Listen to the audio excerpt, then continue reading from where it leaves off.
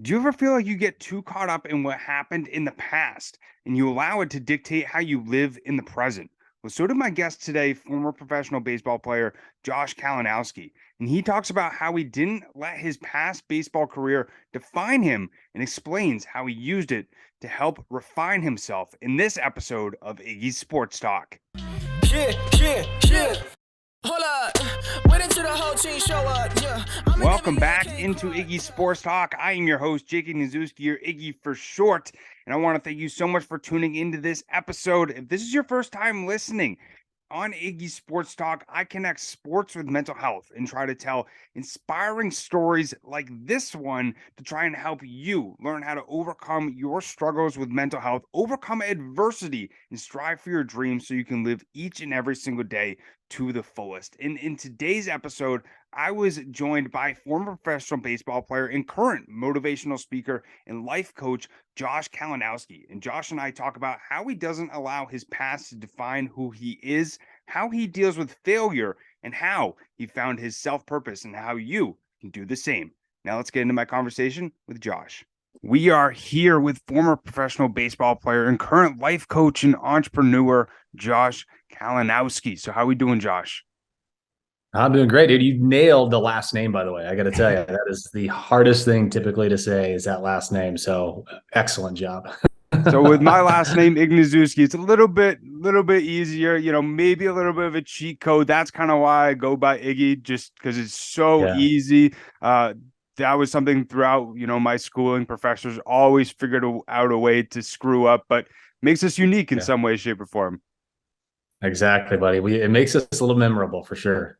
Exactly. But, I mentioned it sort of throughout your journey. It's been really incredible to, see not only what you've been able to do outside of baseball and, speaking about the lessons that you learned from your baseball experience and especially during your post-baseball experience. But just to give the listeners a little bit of a rundown, you were drafted by the Colorado Rockies in 37th round out of high school, and then they liked you so much that they decided to draft you a year later in the 33rd round. And it's been really interesting to see sort of your content speaking about, learning about yourself outside of the game and, especially through your time, through your baseball experience and especially post-baseball experience. What are some of the biggest lessons you learned during that time? Yeah, my man. Well, first of all, just having the opportunity to go chase the dream for as long as I was able to do it was quite an amazing feat. And I do realize in my latter years how fortunate I was to be able to do that. But I will tell you, it's like anything. When you believe that you were meant to do something, when you had a talent that you saw and that you just owned it and you continued to develop it and you made it a part of excellence in your life, when those things are taken away, man, it's a really, really challenging time. And one of the things in reflection of all of that is I realized that so much of who I was wrapped up in the uniform. So much of the description and the ownership of who I thought I was that jersey that I wore. And really since retirement from the sport until now, it's been about trying to develop who I am and my self-worth and the value that I truly bring no matter what I'm doing. And so it's been quite an adventure of finding myself, developing myself, leading myself, discovering myself. And really that's kind of where I'm at this point in time in my life as well. And I think especially through those times, it really helps us learn about ourselves. And that's one thing that, speaking with different professional athletes, it's been really interesting to hear about that idea of not knowing who you are outside of the game and the importance of that. And, it's interesting to see sort of what you had to do to be able to learn about that and how you've been able to flourish, outside of the game. And, you wrote a book, it's called Strike Three, and it talks about how you overcame those failures and reinvented your life after baseball. And, one line that I think was so interesting sort of in the description of that book is our past doesn't define us, it refines us. Mm-hmm. Mm-hmm. Yeah, absolutely. Obviously, a lot of times what ends up happening is that we play victim to the circumstances that happen in our life. And, when we play victim, then we're basically playing defense in life. And what are the things that we need to do that we can look at those scenarios, look at those really as hard as it may seem, look at those as opportunities, like opportunities to discover yourself, opportunities to figure out really what the true path is in your life, what the true purpose and the true passion that you have. Baseball was really a tool. It was a catalyst for me to, one, develop the relationships that I was able to develop, to go through the experiences that I was able to go through, to develop the skills and the mindset and the tenacity that's really evolved into where I'm at to this day. And I think that, with the writing of the book, what I intended to do there was, first of all, I think it was a little bit therapeutic, right? To be able to get to go back and look at those times and those moments and really figure out what those were for and what they could be for a greater purpose. But then also, I really was hoping for two other things that the book would do. One is, I wanted athletes to know that they were not on an island by themselves. I wanted other people to know, like, listen, you're not the only one who's having these fears and these thoughts and these anxieties when it comes to that next chapter in your life. But also, what I realized is that there's a lot of parents out there. There's a lot of grandparents out there. There's a lot of friends and family members that really don't understand the anxiety that athletes can go through. And it's really not just even athletes, right? I mean, it can be military men and women. It could be people that go through tragedy in their lives, and that chapter is no longer there. And they've got to get into this new realm. And so it's a really great opportunity and a tool, I believe, that helps those that have people that are important in their lives have a little bit of an understanding of really what they're going through, the emotions that they're feeling. And it allows you to be able to really hopefully help them as they get through that next chapter. I think that's so important, because that's one of the biggest reasons, why I, turned this podcast and just talking about what happened on regular sports news into, speaking about, the deeper parts and the deeper journeys of sports, because so many times athletes are looked at as role models and bigger than life, and they're human at the end of the day, and they go through everyday struggles like anybody else does. And I think the word opportunity that you brought up is so important, because there's a lot of times where, we have a situation come up in our life and it's not looked at as an opportunity for a lesson or an opportunity for us to grow. It's looked at as a loss or a failure. Instead of looking at it as a loss, it's a lesson. And one thing that, I think you have gone through a lot in your life, and I think anybody goes through a lot in their life, is the unknown of what is next and what is going to happen next on your journey. And I'm curious, through your journey and through your path, how do you really approach that unknown and not allow yourself to get caught up in that fear? Man, it's a great question. I think one of the things that we run into is, and let's just take athletes for instance, is that, as we are growing and developing our skills, we've got mentors and coaches all the entire time, right? We've got people that are pouring into us. We got people that are analyzing the things that we're doing. We got people that are helping us with the holes and the gaps that that we can eventually get better at, and so that we can elevate our game and become the best of the best, right?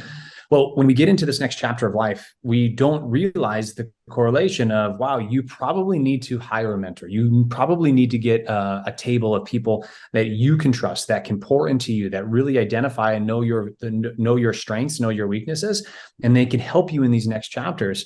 We try to go and do life alone, all by ourselves. And what I realized was that sometimes, especially as you're going into these uncertain times, you really need people around you, because oftentimes you don't feel confident enough to do that, right? Because you're really good at one area in your life, but now you're coming into a completely different area of your life. You're going to be a businessman. You're going to be a businessman or woman. You're going to be an entrepreneur, right? You're going to get to, you're going to go into this next venture. And what I say is that you've got to have unearned confidence sometimes, right? And the only way that you can get unearned confidence in your life is when you surround yourself with the right people, when you have people that see more in you than you see in yourself at that time. And what that unearned confidence allows you to do is allows you to take that one step forward, and then that one more step forward. And yeah, you might have a couple steps back. You might have some failures. You might have some disappointments. You might have some challenges and struggles. But when you surround yourself, once again, just like you did when you're an athlete, just like you did when you're in the military, when you do that in the other areas of your life, outside of the game, outside of military, you're able to make great movement forward in those things that you want to achieve. And so I mean, it takes some humility, right? I mean, we're used to being the best of the best, Right. but understand when you have that humility, it's an opportunity for you to really grow in those areas of your life that now that you have identified that you really need to grow in. I think that unearned confidence is something that is so important with having that support system around you. It could either, correlate with being an athlete or even what I do. We're always our biggest critic, and being able to have those people around us that are able to remind us how good we are at different things or what we should be grateful for or those different aspects of life, I think is super important. And especially when you're going through a tough time in life, being able to have those people that are able to pick you up. And something that I saw you say in Instagram video is, if you're going through a storm in life, don't make it a sentence, make it a chapter. I wanted you to go a little bit more into that. Yeah, my man.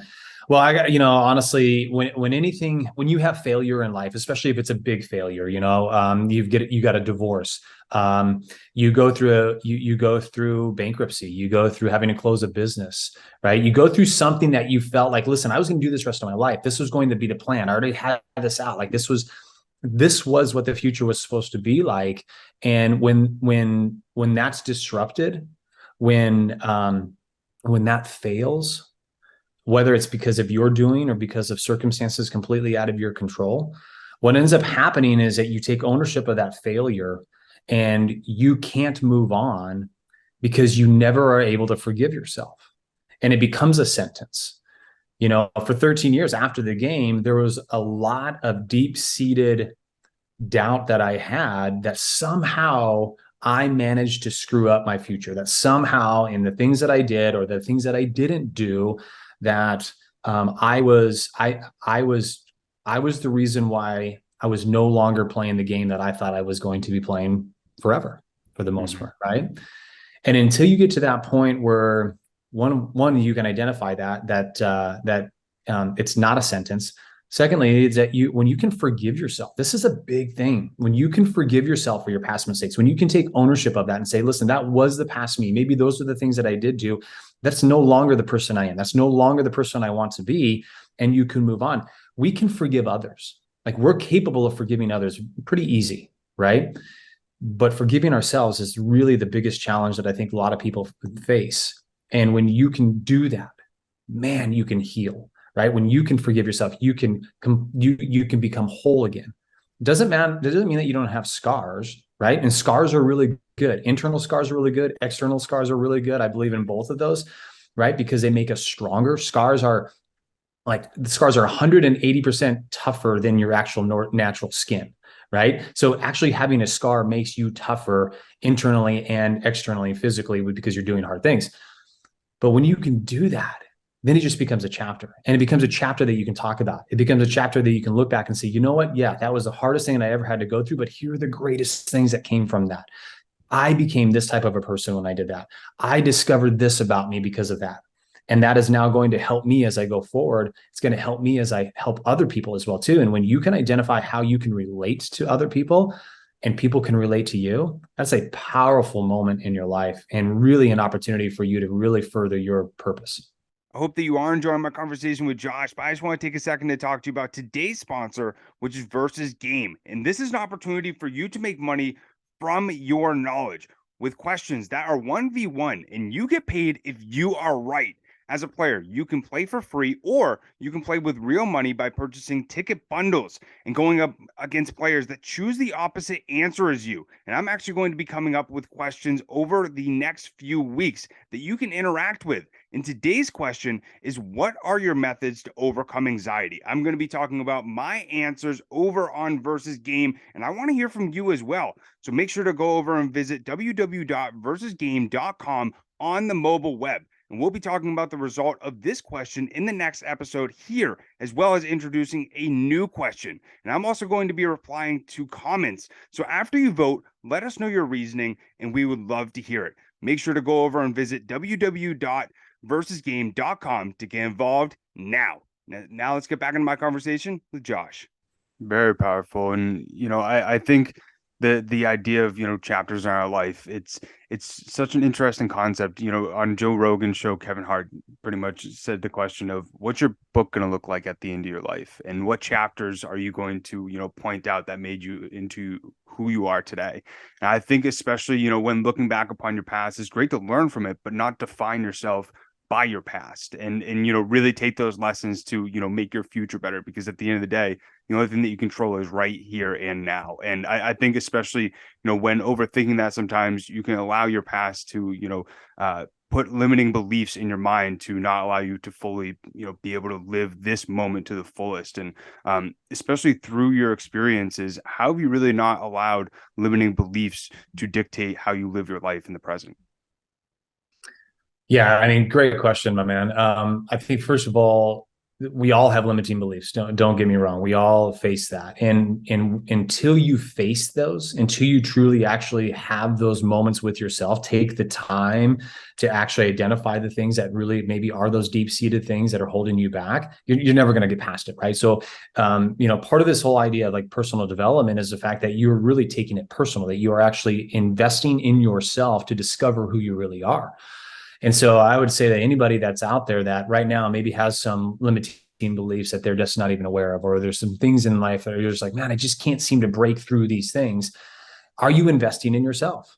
Are you paying the price? And when I say pay the price, I'm not only talking about this, actually the time and the energy and the effort that it takes to get to know yourself, to get to overcome those things and those challenges, but are you actually physically paying the price? Maybe the financial price to go to the seminar, to hire the coach, to hire the mentor, to go to the mastermind, to become a part of something bigger and better than you are right now currently, right? When you surround yourself with better people, when you surround yourself with other like-minded people, but they've done that, they've been there, they've experienced more than you have, it's amazing how much you level up in life.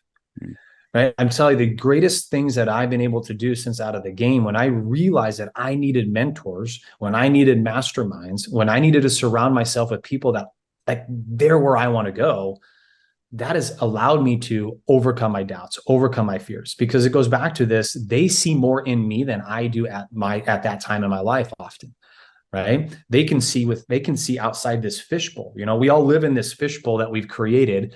And because of that, obviously we have limiting beliefs. We don't believe we can get into the bigger aquarium. We don't believe that we can make that type of money or that income. We don't believe that we can have that type of success.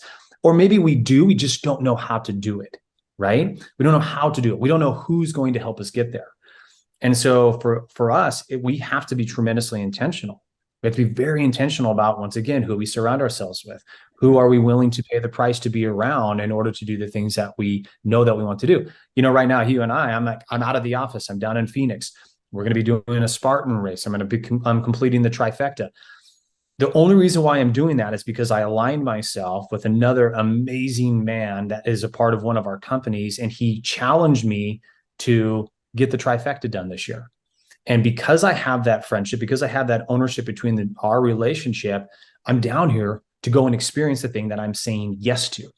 And unfortunately, we don't say yes to the things that really matter in our life. We make excuses why we can't do it. Well, I can't get away from the family. Well, I don't know if I can really afford it. Oh, well, we just got to stop making excuses, right? Stop making excuses of why you can't do a certain thing in your life. When you start saying yes to the things that are important, it's a lot easier to say no to the distractions in your life.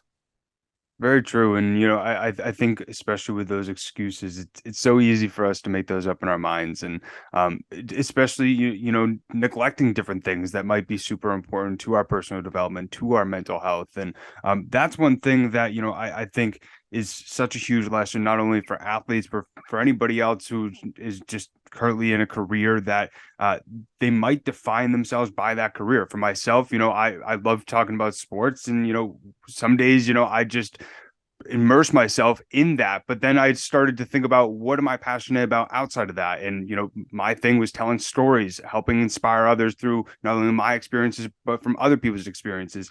That's how we got connected. And, I think especially, with anybody trying to figure out what those passions are, whether it's outside of the sport that they play or the career that they have, how are you really able to do that and figure out what really sets your heart on fire when you wake up every single morning when you're not on the baseball field?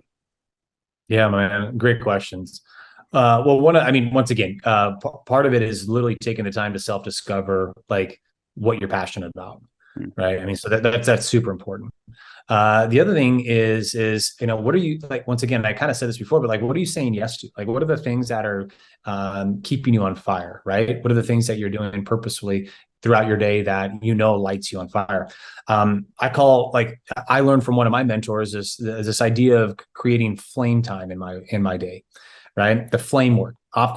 What ends up happening is a lot of the time is if you think of a candle, you got the base of the candle, and we work so hard on that wax, right? The foundation of our businesses, the security financially in our businesses, the thing that the kind of like just like building. We're always building on the wax, right? Well, we never spend time on the wick, the thing that really lights us. Like, why did we start that business? Why did we start that venture? Why did we start that nonprofit? Why are we doing that one thing, right? Well, we get distracted by the busyness and the nuances and the distractions of actual life and or business.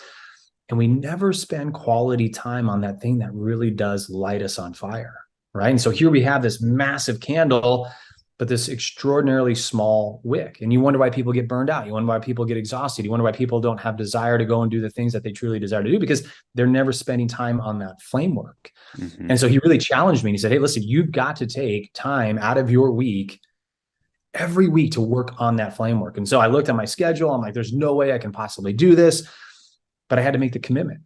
I had to say no to the things that were distracting me and yes to the things that were lighting me on fire. And so when I first implemented it, it was a half an hour at a time. But then, of course, like any mentor, any great coaches, they challenge you to say, no, you've got to do more. You're capable of doing more. I see the potential in you, and you've got to take more time in those things and those projects, because those are the things that light you on fire. And those are the things that give you purpose. And so now I look at those opportunities, and I'm creating more and more time, hour and a half, 2 hours. Every time I go on road trips, I take time for flame time at that time as well too. And it's amazing when you take time to stay in those moments that light you on fire, how much more purposeful your life is. And so I think creating flame time in your life is really good. I think another thing that is absolutely important for us as well too is to get away from the distractions. One of my favorite authors is a guy named Mark Batterson. One of the best books I've ever read, and I continue to read it every single year, is Play the Man. It was one of the most pivotal times in my life, is reading that book. And but he wrote another book, and in it he talked about creating a silent retreat. What are we doing to remove ourselves from the distractions of the world? What are we doing to remove ourselves from the phone and the internet and sports and everything that's great to a certain point, but if it's not under control, it becomes unhealthy for us, right? So I just got done with a 24-hour silent retreat about a week ago. And when you can do that, you start to immerse yourself into the desires that maybe you've kind of kept down, bottled down, right? You immerse yourselves into things you're like, I've really wanted to do X, Y, Z. I've really wanted to work on this, right? And so then you give yourself that opportunity, that permission to be able to work on those things that really are meaningful to you. And I got to tell you, man, I do that. I do a silent retreat twice a year. Next year, I'm going to challenge myself to do it 3 times a year. Man, I come back from those retreats just absolutely on fire. I come back a better husband. I come back a better father. I come back a better man, a better leader, better business owner, because I've created space in my life for the important things. I think that's so important, especially being able to take that time and, not have excuses like you mentioned before. And if you have any recommendations for some of those, send them over, because I'd be very interested in looking into some of those. I'm always looking to get better, whether it's, professionally, mentally, or physically in any sort of shape or form in my life. But, one last thing for you, Josh, is one question that I always love asking people. It really makes people think back is, what advice would you give to your younger self, especially right after you hung up the cleats? Wow.